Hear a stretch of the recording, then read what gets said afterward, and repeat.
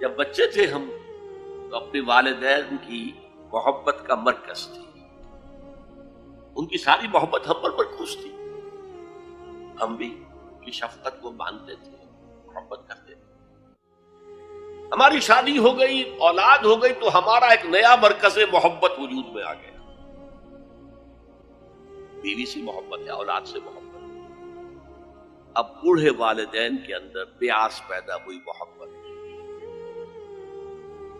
یہی ہمارے ہاں ساس بہو کا جھگڑا جو ہے اس کی اصل بنیاد نفسیاتی یہ ہے کہ ان کے دلوں میں پیاس ہے۔